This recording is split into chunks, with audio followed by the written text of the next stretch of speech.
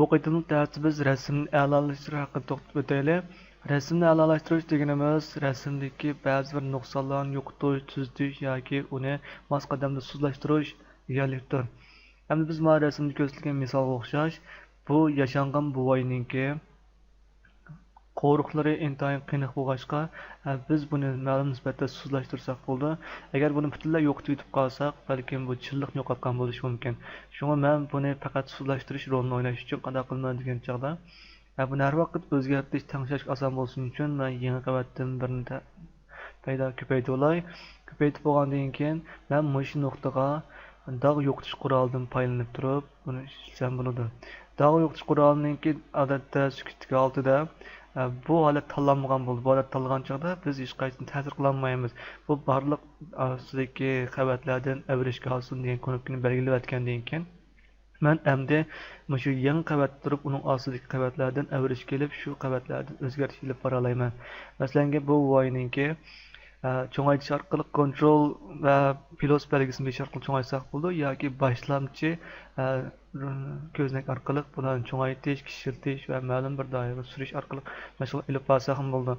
Men endi bu dog' yo'qotish qurolininki diametrini sal cho'ngib ketganini his qilganim uchun kichiltish uchun men knop taxtasidan o'ttir tirnoq belgisini besish orqali o'ng so'lni besish orqali ma'lum nisbatda kichiklasam bo'ldi yoki alt belgisini besib turib knopkani mousening so'l o'ng tarafidagi knopkani besish orqali qizil rang o'zgargan chog'da o'ng so'lga surish orqali buni cho'ngaytish, kichiltish yoki usti ostiga surish orqali buning g'uvoliq tutuqlik darajasini tanglab ilib borsam bo'ladi.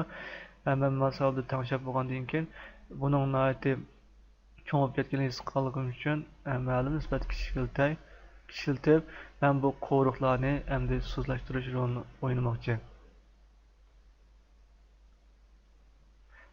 Bizning maqsad bu qo'riqni butunlay yo'q qilish emas, chunki bunda qanchaqda buga nisbatan bu tabiiy chiqmay qoladi. Faqat nishonimiz buni suzlashtirish. Men hozir cho'ng qo'riqlarni yo'qotay.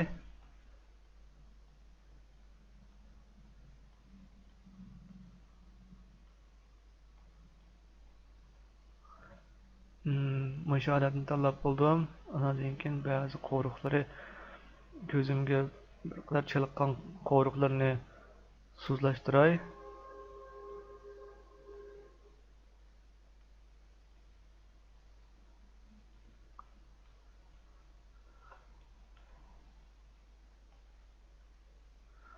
Men mush holatni tanlab bo'lgandan keyin endi men buni sal asl holatga keltirmoqchi qanday qilma degan chog'da bizning yangi bad qurilog'imiz buni mashg'ulot qilish imkoniyatiga qildi. Men buningki endi aniqlik darajasi, suzlik darajasini mos qadamda tuvallasam bo'ladi. Masalan, hozir holatdan asta tuvallatgan chog'da bu balkim 60 atrofida qilib qo'ysak bo'ldi. 60 qo'yib qo'ygandan keyin masalan men bu holatni o'chirayotgan holatda men tayin qiynab qildi. Hozir suzlashtirgandan keyin bu sal tabiiylikka yaqinlashdi. Men kontrol bilan ekran moslashtiray. Buningdan boshqa men bularningki chayish postallarini ma'lum tangsam bo'ladi yoki kiyimlarni egilib ketgan joylarini ko'ptirish yoki ma'lum ichiga kirgizish rolini o'ynasam bo'ldi. Buning qilish uchun men aslidagi rasmni idrokli obyektga aylantirib olay. Rasmni chekib, rasmning o'ng tarafini mouse chekkandan keyin men buni idrokli obyektga aylantiraman degan belgini chekaytimiz. Chekkan chog'da shakli o'zgaradi. Mush holat qilgan chog'da biz buni filtrlasakmi, aslidagi holat bilan yana silishtirish yoki o'chirish imkoniyatiga ega bo'la olamiz. Men bu rasmni tanlab turib, tizimlik stolining ichidan filtrning ichidan suyuqlantirish knopkasini bosdim. Bosgan chog'da yangi ko'znak ochildi. Bu ko'znak nima degan chog'da buning so'l tarafida o'xshashlar qurol sandig'i bor. O'ng tarafdagi kontrol taxtasida buning parametrlarini tangshash usullari bor. Masalan, men bu odamningki bu ayolning chechini sal ko'paytgan holatga keltirish uchun ado qilmaydigan chog'da men bu holatni mush holat orqali uning cho'ng kishini tangshab turib, masalan, men kichikroq holat eklagandan keyin tangsam bo'laverdi. Bularni qanchaqda suyuqlangandek o'zgarish shakli hosil bo'ldi, lekin bu tabiiyligini yo'qotdi. Uning ustiga men balkim beshini atrofiga kelib qolgan chog'da ko'zning shakli o'zgarib ketishi mumkin. Shuni qanday qilma degan chog'da men bu mashg'ulotni butunlay keyinchalik yüz tarafni, ya'ni men ta'sir uchirmaydigan taraflarni to'ngiltib bo'ldi. To'ngiltish uchun qurol sandig'ining ostidan to'ngiltish qurolini tanlab, men solim cho'ngaytish uchun men bu yerda lopayni qurol orqali cho'ngaytsam bo'ladi. Undan keyin mousni tutib turib, mouse qadamda o'zimning ekran atrofiga surib olsam bo'ladi. Undan keyin men qizil aytgandim. Buning diametrini o'xshashlar cho'ng kichik tangshalaymiz. Tanglab bo'lgandan keyin men mouse sal cho'ngaytib tangshay. Ta'sir qilmaydigan o'rinlar qizil ranglik bo'yiladi. Ta'sir qilish imkoniyati bo'lgan joylar qolgan rang turaverdi. Musholat qildim.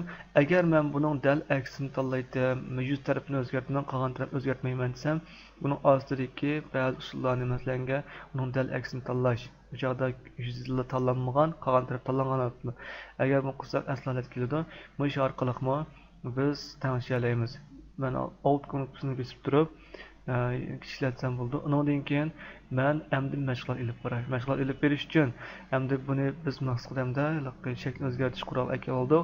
Buning diametrini biz o'ng so'l surish orqali tangshalaymiz. Masalan, bu yoqni bek cho'ng olib ketdi. Bu orqali tangsak imkoniyat nihoyat tuban bo'lib qoldi.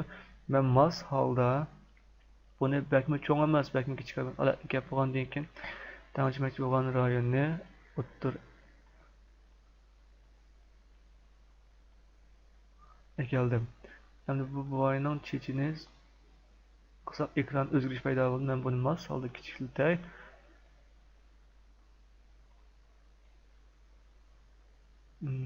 Keyin cheklarni sal ko'paytirsam bo'ladi.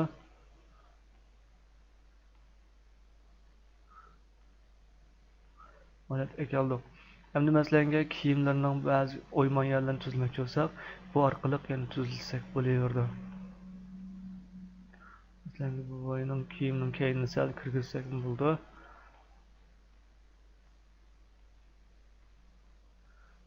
Bu orqali biz rasm tangshash imkoniyatiga bo'la olamiz.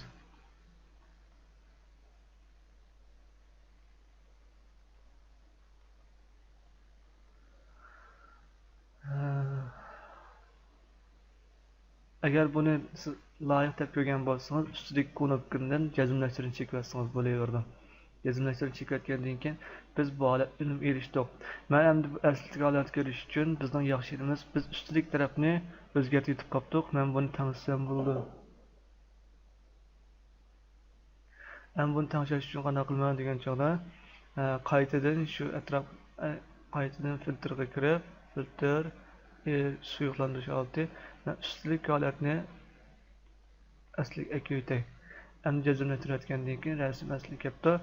Endi men masalan asli holatni ko'rish uchun buni o'chirayotgan ko'zni o'chiratsam, bu asli holat, bu o'zgargandan keyingi holat. Agar buni o'chirsak, bu butunlayla asli rasmning holati bo'ldi. Siz shuning orqali siz rasmlarni tangshash ilib borsangiz bo'ladi.